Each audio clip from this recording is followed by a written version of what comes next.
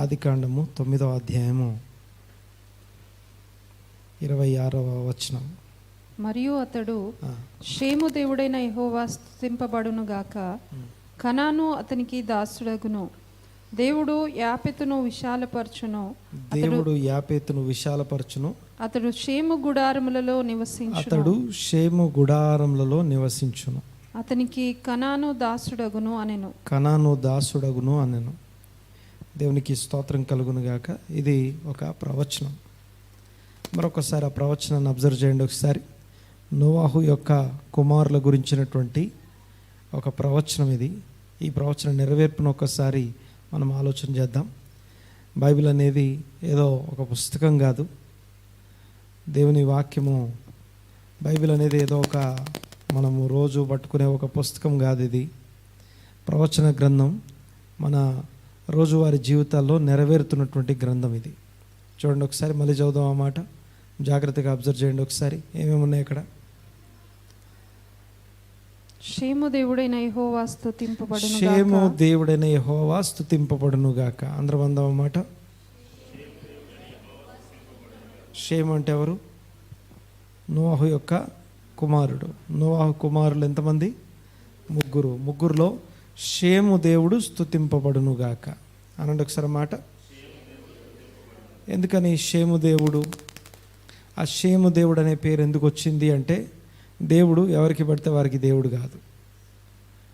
దేవుడు ఎవరికి పడితే వాళ్ళకి దేవుడు కాదు. దేవుడు దేవుని చిత్తానుసారంగా నడిచే వాళ్ళు ఎవరైతే ఉన్నారో వారికి నేను దేవుడను అని చెప్తాడు. అప్పుడు ఏమవుతుందంటే, ఒక దేవుని చిత్తానుసారంగా నడిచే వ్యక్తి దేవుని రిప్రజెంట్ చేస్తాడు. అందుకే నేను వారి దేవుడను అనిపించుకొనుటకు సిగ్గుపడ్డాడు. సో షేము యొక్క లైఫ్ ఏదో మిగతా వారి లైఫ్ లాంటి లైఫ్ కాదు, ఏదో డిఫరెంట్ లైఫ్ ఉంది. అనగా అతడు ఆ షేము అనబడుతున్నటువంటి వ్యక్తి, షేము అనబడుతున్న జనాంగము, వారు జీవించే జీవితం ప్రత్యేకంగా ఉంది. ఇంకో మాట చెప్పాలంటే, బైబిల్లో మనం చదువుకునే కుటుంబాలు, వ్యక్తులు, వాళ్ళందరూ కూడా షేము ఫ్యామిలీయే. బైబిల్లో మనం మాట్లాడుకునే ప్రతి వ్యక్తి, ఆల్మోస్ట్ అందరూ కూడా ఎవరు? షేముకు సంబంధించిన వారే. రైట్, సరే గమనించండి ఒకసారి. షేము దేవుడు, blessed be the name of the lord.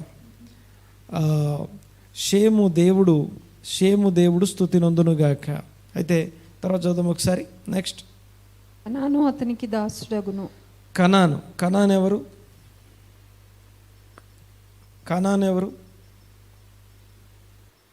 అక్కడున్న పేర్లు ఏంటో చెప్పండి ఒకసారి. మొత్తం నోవాహుకి ఎంతమంది పిల్లలు? ముగ్గురు. ఎవరెవరు? షేము, హాము, యాపెత్. ఓకే, సో ఇక్కడ కనాను ఎవరు మరి? కనాను ఎవరు?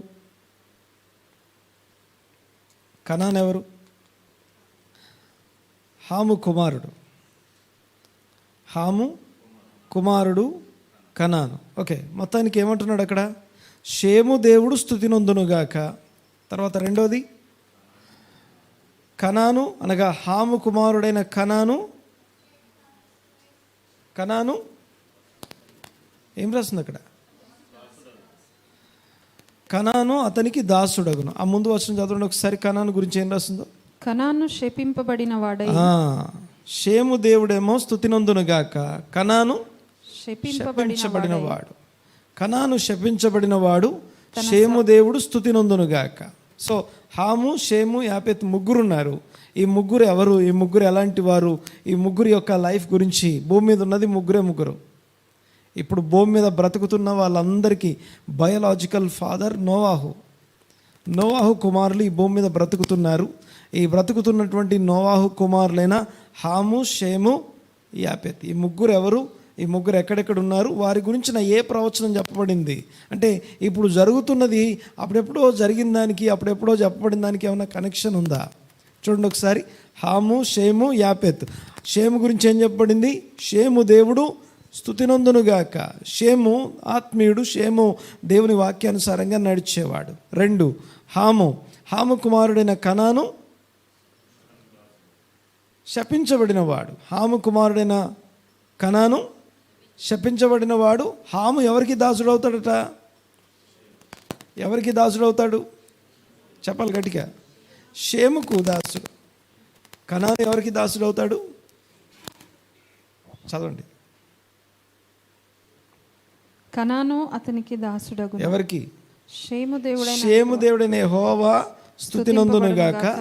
ఆ షేముకి కనాను దాసుడవుతాడు. అంటే షేముకి హాము కుమారులైన కనాన్ అనే వాళ్ళు దాసులు కావాలి. Next continue. దేవుడు యాపెతును విశాలపరచును. అతడు షేము గుడారములలో అతడు వచ్చి ఎక్కడ నివసించాలి? మళ్ళీ షేము గుడారాల్లో నివసించాలి. So this is the ultimate plan of God. లేకపోతే ఇది అంత్య దినాల్లో ఇప్పుడు జరుగుతున్నటువంటి విషయం కూడా ఇది. సో దీన్ని కొంచెం అర్థం చేసుకోవడానికి ప్రయత్నం చేద్దాం. చూడండి ఒకసారి. ప్రవచన వాక్యాలు నెరవేరుతున్నాయి అని చెప్పడం కోసం ఒకే ఒక మాటని జ్ఞాపకం చేస్తున్నాను. అప్పుడెప్పుడో ఆది కాండంలో 9వ అధ్యాయం 26వ వచనంలో చెప్పబడిన మాట ఇప్పటికీ నెరవేరుతూనే ఉంది. రైట్, చూడండి ఒకసారి. ఇక్కడ బైబిల్లో మొదటిసారి యేసు ప్రభు యొక్క లైఫ్ని మీరు అబ్జర్వ్ చేస్తే, యేసు ప్రభు యొక్క జీవితంలో మొదటిసారి నేను కలవరపడుతున్నాను అన్నాడు ఆయన. యేసు ప్రభు కలవరపడడం ఎప్పుడైనా చూసామా మనం? యేసు ప్రభు కలవరపడడం ఎప్పుడైనా చూసామా? కానీ మొదటిసారి ఆయన కలవరపడ్డాడు. మొదటిసారి ఆయన కలవరపడ్డాడు. అప్పటిదాకా నా సమయం ఇంకా రాలేదు, నా సమయం ఇంకా రాలేదు అని చెప్పిన ఆయన ఆ కలవరపడడంతో పాటు ఇంకొక మాట చెప్పబడుతుంది అక్కడ. ఈ సమయం కోసమే కదా నేను వచ్చింది అంటాడు. ఏం జరిగింది అప్పుడు? ఏం జరిగి ఉండాలి అప్పుడు? ఎప్పుడు యేసుప్రభు కలవరపడ్డాడని తెలుసా మీకు? యేసుప్రభు కలవరపడ్డాడని తెలుసా? ఆయన ఎప్పుడు కలవరపడలేదు, కానీ ఆయన కలవరపడ్డాడు. అంతేకాదు, చదవం ఒకసారి, ఆ వచనం చదవండి ఒకసారి. 12వ అధ్యాయం జాన్ యోహాను సువార్త 12వ అధ్యాయం. యోహాను సువార్త 12వ అధ్యాయం చూడండి ఒకసారి. యేసు ప్రభు మొదటిసారి కలవరపడ్డానికి కారణం ఏంటి? ఆ పండుగలో ఆరాధింపవచ్చిన వారిలో కొందరు గ్రీసు దేశస్థులు ఉండిరి. ఆ పండుగలో ఆరాధించడానికి వచ్చిన వారిలో ఎవరున్నారట? కొంచెం గట్టిగా అన్నమాట. గ్రీసు దేశస్థులు ఉన్నారు. నెక్స్ట్, వారు గలిలయలోని బెత్సైదా వాడైన ఫిలిప్పు నొద్దకు వచ్చి అయ్యా, మేము యేసును చూడగోర్చున్నాం. ఎవరు వాళ్ళు? ఏ దేశస్థులు? గ్రీసు దేశస్థులు వచ్చారు. ఈ గ్రీసు దేశస్థులు వచ్చి ఫిలిప్పుతో మాట్లాడుతున్నారు. వాళ్ళు అడుగుతున్నారు, అయ్యా మేము యేసును చూడాలి. Next continue. ఫిలిప్పు వచ్చి ఆంద్రియతో చెప్పెను. ఆంద్రేయు ఫిలిప్పును వచ్చి యేసుతో చెప్పిరి. ఫిలిప్పు వచ్చి ఆంద్రేయకు చెప్పాడట. ఆంద్రేయ ఫిలిప్పు ఇద్దరు కలిసి యేసు దగ్గరికి వచ్చి ఆయనతో చెప్పారు. ఏమని చెప్పారు? అందుకు పండుగలో వచ్చినటువంటి కొందరు గ్రీస్ దేశస్తులు మిమ్మల్ని చూడాలనుకుంటున్నారు. చదవండి ఒకసారి, కంటిన్యూ. అందుకు యేసు వారితో ఇట్లనెను, మనుష్య కుమారుడు మహిమ పొందవలసిన గడియ వచ్చి ఉన్నది. తర్వాత గోధుమ గింజ భూమిలో పడి చావకుండిన ఎడల అది ఒంటిగానే ఉండును. అది చచ్చిన ఎడల విస్తారముగా ఫలించును. తన ప్రాణమును ప్రేమించువాడు దానిని పోగొట్టుకొనును. ఈ లోకములో తన ప్రాణమును ద్వేషించువాడు నిత్య జీవము కొరకు దానిని కాపాడుకొనునని మీతో నిశ్చయముగా చెప్పుచున్నాను. నెక్స్ట్, ఒకడు నన్ను సేవించిన ఎడల నన్ను వెంబడింపవలెను. అప్పుడు నేను ఎక్కడ ఉందునో అక్కడ నా సేవకుడును ఉండును. ఒకడు నన్ను సేవించిన ఎడల నా తండ్రి అతని ఘనపరచును. 27వ వచనం. ఇప్పుడు నా ప్రాణము కలవరపడుచున్నది. ఎవరంటున్నారు మాట? యేసయ్య స్వయంగా అంటున్న మాట. ఇప్పుడు నా ప్రాణము కలవరపడుచున్నది. నెక్స్ట్, నేనేమందును తండ్రి, ఈ గడియ తటస్థింపకుండా నన్ను తప్పించు. అయినను ఇందుకోసమే నేను ఈ ఇందుకోసమే కదా నేను ఈ గడియకు వచ్చింది. తండ్రి, నీ నామము మహిమపరచుమని చెప్పెను. అంతటా నేను దానిని మహిమపరిచితిని. మరలా మహిమపరతును అని ఒక శబ్దము ఆకాశము నుండి వచ్చెను. చదివేటప్పుడు చూడండి ఒకసారి, నేను దానిని మహిమపరిచితిని అని అట్లా చదువుకుంటూ వెళ్ళిపోవద్దు.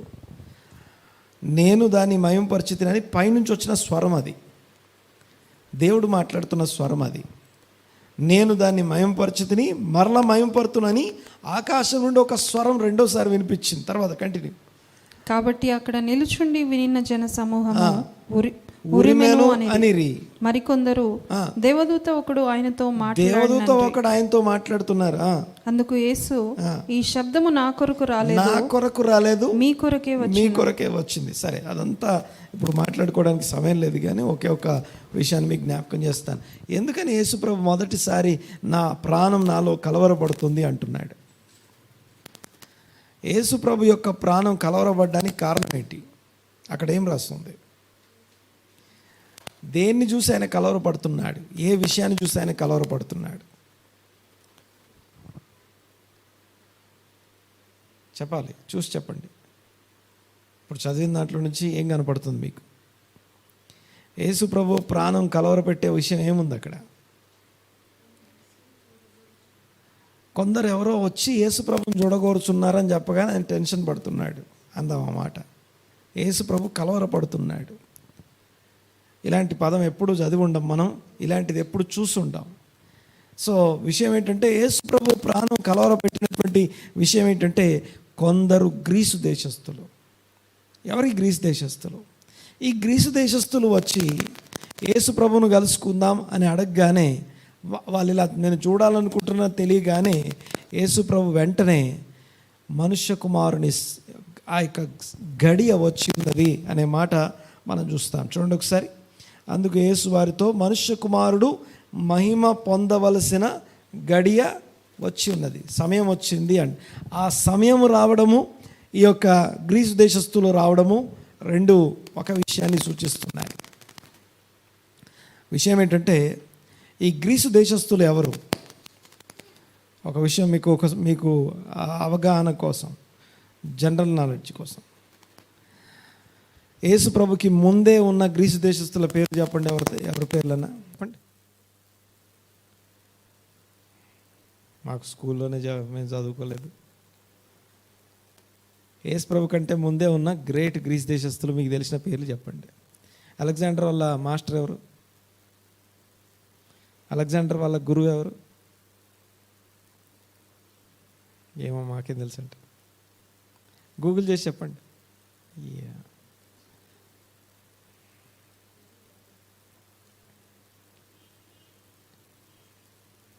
అక్సా చెప్తుందా? వచ్చిందా సాయి? అరిస్టాటిల్ వల్ల గురువు ఎవరు?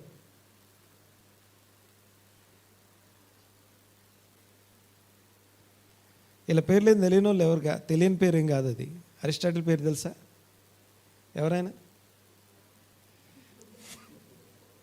పేరైతే విన్నా, చెప్పు. అరిస్టాటిల్ వాళ్ళ గురువు పేరు ఏం పేరు? ప్లేటో వాళ్ళ గురువు పేరు ఏం పేరు? ప్లేటో. నెక్స్ట్, ప్లేటో వాళ్ళ గురువు పేరు ఏం పేరు? వీళ్ళంతా యేసుప్రభు ముందోళ్ళే, యేసుప్రభు రాకముందే ఉన్నారు వీళ్ళంతా.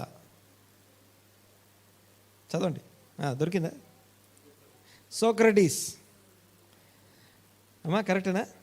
సోక్రటీస్ పేరు విన్నారా? సోక్రటీస్ శిష్యుని పేరు ప్లేటో శిష్యుని పేరు అరిస్టాటిల్ శిష్యుని పేరు అలెగ్జాండర్ ఉట్టిగానే అలెగ్జాండర్ కాలేదు.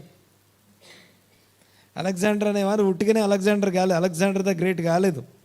ఆయన అలెగ్జాండర్ ద గ్రేట్ కావాలంటే ఆయన చదువు చెప్పిన వాళ్ళు ఉండాలి కదా, నేర్పించిన వాళ్ళు ఉండాలిగా. అర్థమవుతుంది కదా? సరే, విషయం ఏంటంటే, ఎవరి గ్రీస్ దేశస్థులు? తెలుగులో మన గ్రీస్ దేశస్థులు అని ఉంటుంది. హీబ్రూలో కానీ ఈవెన్ సంస్కృతంలో కూడా గ్రీస్ దేశస్థులు అనరు. ఏమంటారు తెలుసా? యవనులు అంటారు. ఏమంటాం? యవాన్. ఈ యవాను అనే ఆయన యాపేతు కుమారుడు. యాపేతు పిల్లల్లో ఒకని పేరు యవాన్. సో భారతదేశం మీదకి గ్రీస్ దేశస్తులు దండెత్తి వచ్చినప్పుడు గ్రీసు దేశస్తులు దండెత్తున్నారు అని ఉండదు, యవనుల సైన్యం వస్తుంది అని ఉంటుంది. వీళ్ళు మాట్లాడుకుంటప్పుడు ఏమని మాట్లాడతాం? యవనుల సైన్యం. సో అంటే యాపేత్ అంటే ఎవరు? యాపేత్ అంటే ఎవరు? ఎక్కడున్నాడు ఆ యాపేత్? ఇప్పుడు మనకు తెలియకుండానే మనం రోజు వాడే పేర్లలో సైన్స్లోకి వెళ్ళండి, యాపేత్ కనబడతాడు. టెక్నాలజీలోకి వెళ్ళండి, సైన్స్ ఎక్కడికి వెళ్ళినా, హిస్టరీకి వెళ్ళండి, లేకపోతే ఈవెన్ ఒక మెడిసిన్ పేరు మాట్లాడండి, లేకపోతే ఏదైనా ఒక పదార్థం పేరు మాట్లాడండి, దాంట్లో గ్రీక్ కనపడుతుంది. గ్రీస్ దేశానికి సంబంధించిన గ్రీక్ కల్చర్ సర్వ ప్రపంచవ్యాప్తంగా యాపేతు విశాలపరచబడ్డాడు. యాపేతు విశాలపరచబడ్డాడు. ఎంత విశాలపరచబడ్డాడంటే నువ్వు ఏదైనా ఒక పేరు చెప్తే, ఒక రోగం పేరు చెప్పినా, ఒక మెడిసిన్ పేరు చెప్పినా, ఒక టెక్నాలజీ పేరు చెప్పినా, ఒక థియరీ పేరు చెప్పినా, మనం మ్యాథమెటికల్ ఫార్ములా చెప్పినా, ఏది చెప్పినా దాంట్లో ఎటు తిరిగినా ఎక్కడో చోట గ్రీస్ దేశస్తులకు సంబంధించిన ఏదో స్టాంప్ ఉంటుంది అక్కడ. ఈవెన్ మనం ధరించుకునే ఈ వస్త్రధారణ కూడా గ్రీక్ కల్చరే. Greek by product Roman or Latin. Latin అంతా కూడా గ్రీక్ యొక్క బై ప్రోడక్ట్. ఈ రోమన్ గ్రీక్ నుంచే ఇంగ్లీష్ వచ్చింది. ఇంగ్లీష్లో ఉన్న మ్యాక్సిమం పదాలు, మ్యాక్సిమం వర్డ్స్ అన్నీ కూడా గ్రీక్ అండ్ రోమన్కి సంబంధించినవి, లాటిన్కి సంబంధించినవి. అయితే చూడండి ఒకసారి, దేవుడు యాపేతును విశాలపరచును అనండి ఒకసారి. దేవుడు యాపేతును విశాలపరిచాడు. ఆ యాపేతే మనకు తెలియకుండానే మనందరినీ నింపేశాడు. ఇంకొక విషయాన్ని మీకు జ్ఞాపకం చేసి ఈ యొక్క యేసు ప్రభువు తర్వాత ఆ యొక్క జెనసిస్ 9:26ని ఒకసారి క్లోజ్ చేసుకుందాం. ఇంకో విషయం ఏంటంటే కాంటినెంటల్ డ్రిఫ్ట్ అంటాం అనండి ఒకసారి అన్నమాట. కాంటినెంటల్ డ్రిఫ్ట్ అంటే భూమి ఇప్పుడు ఎలాగైతే మనకి ప్రపంచ పటంలో చెల్లా చెదురుగా ఉన్నట్టుగా ఉందో అలా కాకుండా ఒకప్పుడు అంతా ఒక దగ్గరే ఉండేది. పర్టికులర్ ఒక పరిస్థితిని బట్టి అది జరుగుతూ దూరం వెళ్ళిపోయింది. ఓకే, అలా దూరంగా వెళ్ళిపోయిన దాన్ని బట్టి దాన్ని ఏమంటాం? అలా వెళ్ళిపోవడాన్ని కాంటినెంటల్ డ్రిఫ్ట్ అంటాం. సరే, విషయం ఏంటంటే ఇప్పుడు అలా కాంటినెంటల్ డ్రిఫ్ట్ వైజ్గా చూసుకుంటే ఆఫ్రికా దేశము, ఇండియా రెండు ఒకప్పుడు కలిసి ఉండేవి. ఆఫ్రికా మరియు ఇండియా రెండు కలిసి ఉండేవి. చూడండి ఒకసారి, హాము అనే మాటకి నలుపు అని అర్థం. హాము అనే మాటకి బ్లాక్, నలుపు అని అర్థం. షేమ్ అనే మాటకి ద నేమ్ అని అర్థం, నేమ్ అని అర్థం, పేరు అని అర్థం. చూడండి ఒకసారి, హాము, షేము, యాపెత్, ఈ మూడు పేర్లు ఆ ముగ్గురు ఎవరైతే ఉన్నారో వాళ్ళు ఎవరెవరంటే, హాము అంటే he's the father of all black people. Ham అనేవాడు ఈ నల్లగా ఉండే వాళ్ళందరికీ తండ్రి. యాపెత్ ఎవరైతే ఉన్నారో ఈ తెల్లగా ఉండే వాళ్ళందరికీ యాపెత్ ఫాదర్. షేము ఎర్రగా ఉండే వాళ్ళందరికీ. ఓకే, అంటే ఈ సౌత్ ఇండియా ఏదైతే ఉందో ఒకప్పుడు ఆఫ్రికాతో కనెక్ట్ అయి ఉందని అనుకున్నాం కదా. So Africa and south India కూడా మనం అందరం కూడా హాము సంతానానికి చెందినవారు. మన డిఎన్ఏ హాము అని తేలుతుంది. ఓకే, మన యొక్క రూట్స్ హాము దగ్గరికి తీసుకెళ్తాయి. అర్థమవుతుందని మాట్లాడేది. సో ఏదైతే నల్లగా ఉండే వాళ్ళు ఎవరైతే ఉన్నారో, హాము అనబడుతున్న వారు ఎవరైతే ఉన్నారో, ఈ హాము శపించబడినటువంటి హాము, కర్స్డ్ పీపుల్. వీళ్ళందరూ కూడా వీళ్ళ కర్స్డ్ పీపుల్కి, ఈ యొక్క శపించబడిన వారికి చారిటీ చేయడానికి షేము కుటుంబం బయలుదేరుతుంది. Because Shem ఆశీర్వదించబడినవాడు. షేము ఓకే, ఆశీర్వదించబడిన వాడు అనే మాటకి అర్థం ఏంటి? ఆశీర్వదించబడుట అంటే అర్థమైంది, అబ్రహామా నేను నిన్ను ఆశీర్వదిస్తాను, నేను నిన్ను ఆశీర్వదిస్తాను, నీవు ఆశీర్వాదముగా ఉంటావు అనండి ఒకసారి మాట. దేవుడి చేత ఆశీర్వదించబడిన వారు ఎలా ఉండాలి? ఆశీర్వాదముగా ఉండడం. అంటే అర్థమైందంటే దాన్ని చారిటీ చేయడం అంటాం. దాన్ని చారిటీ చేయడం. ఆత్మఫలమేమనగా ప్రేమ, సంతోషం, సమాధానం, దీర్ఘశాంతం, దయాళుత్వం, కైండ్నెస్ ఆర్ చారిటీ. సో షేము అనబడుతున్న దీవించబడిన వాడు శపించబడినటువంటి కనానుకి చారిటీ చేస్తున్నాడు. అయితే గమనించండి ఒకసారి. అయితే దేవుడు ఏం చేస్తున్నాడట? యాపేతును విశాలపరిచాడు అనండి ఒకసారి మాట. సో యేసు ప్రభువు షేము కుటుంబం కోసం వచ్చాడు, అబ్రహాము కుటుంబం కోసం. అబ్రహాము ఇదిగో ఇశ్రాయేలు కోసం ఆయన వచ్చాడు. తన వారు తనని రిజెక్ట్ చేసిన కారణం చేత అది అన్యజనులకు, ఆ అన్యజనులు అనగా ఈ హాము దేశస్తులకి, హాము ప్రజలకి మరియు ఆ యొక్క యాపెతు ప్రజలకి సువార్త అందింది. యాపెతు మరియు హాము అనబడుతున్న ఇద్దరికీ సువార్త అందింది. అయితే దేవుడు ఎవరిని విశాలపరిచాడు? యాపెతును విశాలపరిచాడు, గ్రీసు దేశస్తులను విశాలపరిచాడు. ఆ గ్రీక్ కల్చర్ చేత ప్రపంచమంతా నింపబడింది. దేవుడు హామును యాపెతును విశాలపరుస్తాడు అని అప్పుడెప్పుడో చెప్పిన మాట Socrates, Aristotle, Plato, Aristotle, next Alexander ద్వారా ఈ యొక్క అలెగ్జాండర్ ప్రపంచాన్ని జయించడం వెనకాల ఆయనకున్న ఉద్దేశం ఏంటి? తను గ్రేట్ అనిపించుకోలేదు. ఆయన గ్రేట్ అనిపించుకోవడం కోసం చేయలేదు, అది కేవలం గ్రేట్ అనిపించుకోవడం కోసం చేయలేదు. అది ప్రపంచం అంతా గ్రీక్ కల్చరే గ్రేట్. గ్రీక్కి సంబంధించినటువంటి కల్చర్ని ప్రపంచం అంతా ఎక్కడికి వెళ్ళినా కనిపించాలి.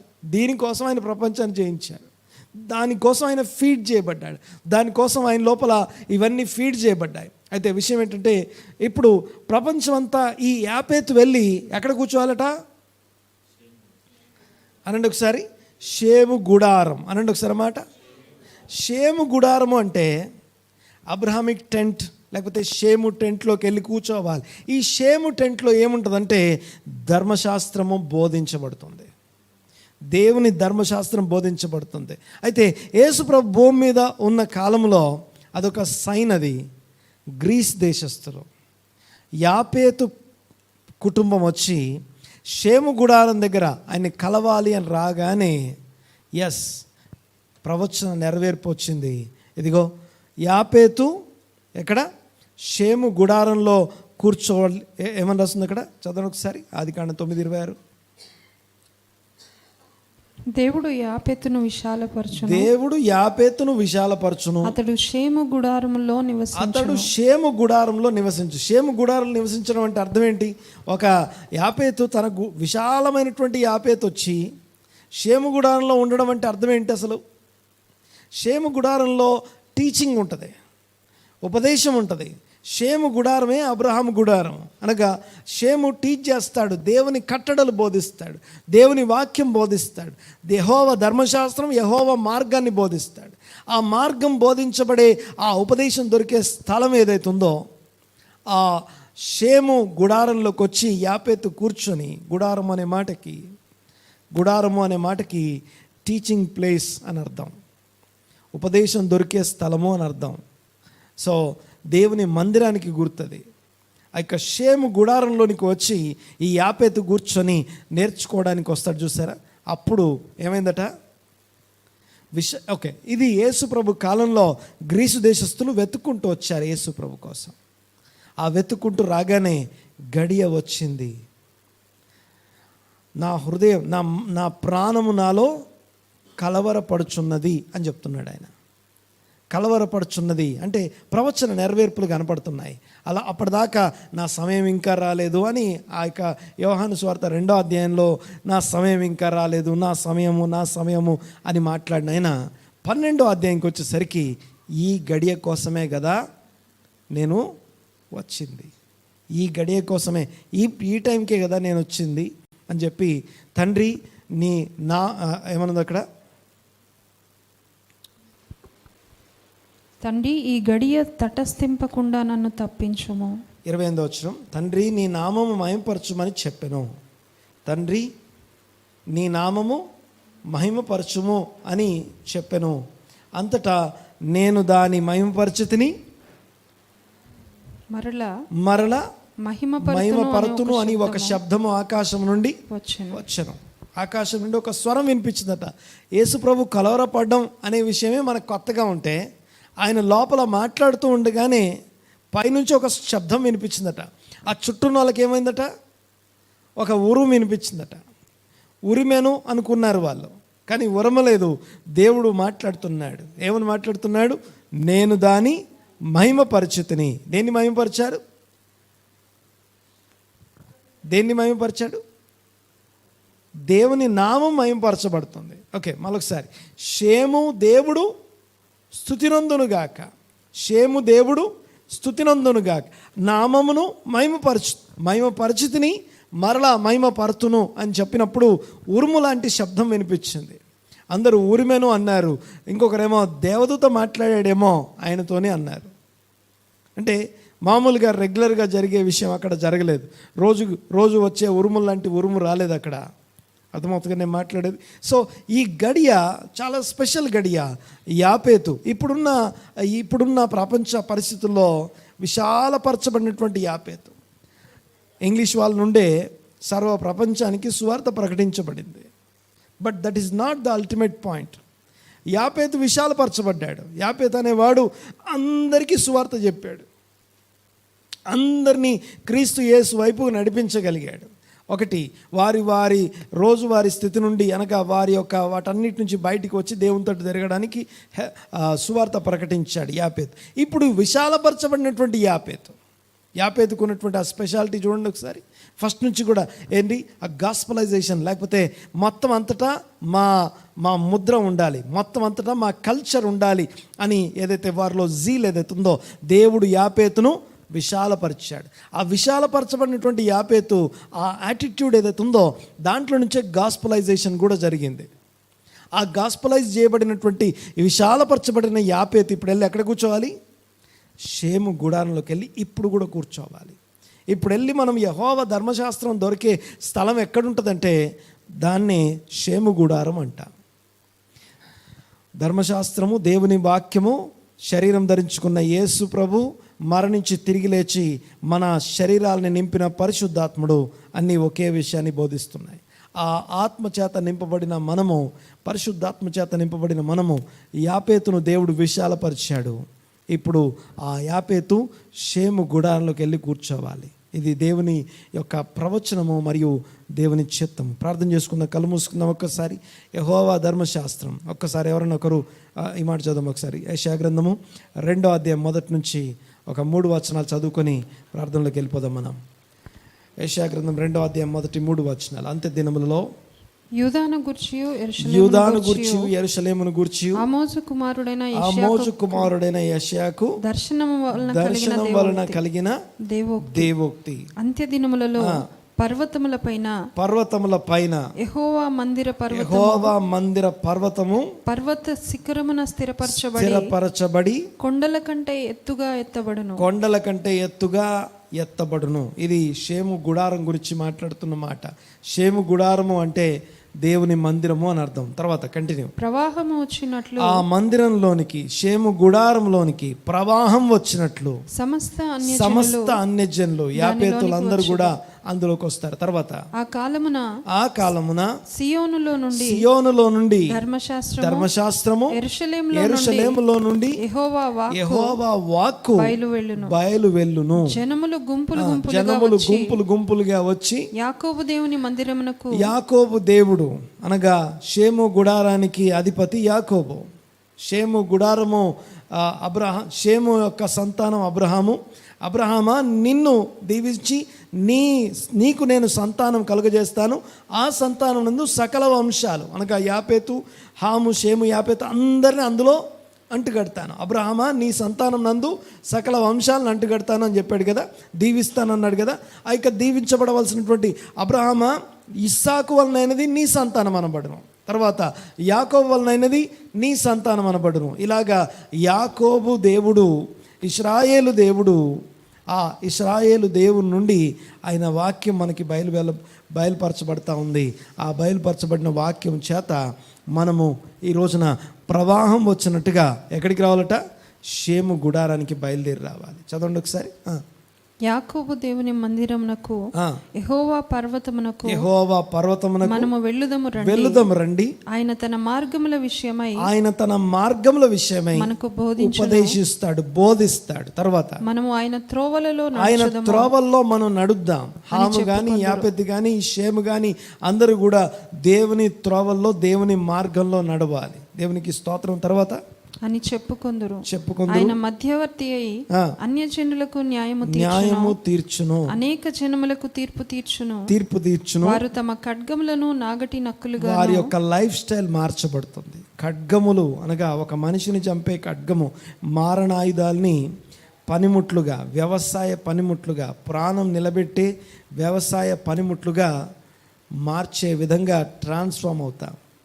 అలా ట్రాన్స్ఫామ్ చేసే వాక్యం దొరికే స్థలం షేము గుడారం. సో ఇది దేవుని యొక్క వాక్యంలో ఉన్న ఒక ప్రవచన నెరవేర్పు. ఇది ప్రార్థన చేసుకుందాం. అందరూ లేచి నిలబడదాం.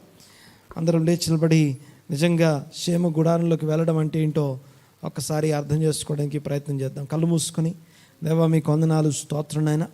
మరొక దినము, మరొక ఉదయకాలము మీ సన్నిధిలో మీ వాక్యం నందు ఆనందించుటకు కృపణించినందుకు వందనాలు చెల్లిస్తున్నా. స్తోత్రం నాయన, మీకు వందనాలు. చదవబడిన లేఖనాలు, చెప్పబడిన వాక్యము మా హృదయాల్లో, మా వ్యక్తిగత జీవితాల్లో స్థిరపరచమని ప్రార్థిస్తున్నా. వందనాలు, స్తుతులు, స్తోత్రం నాయన. నోవాహు కుటుంబము, భూమి మీద ఉన్న ప్రజలందరి పక్షంగా మీరు కలిగి ఉన్న ప్రణాళిక, మీ చిత్తమును మాకు బోధపరిచినందుకు స్తోత్రం చెల్లిస్తున్నా.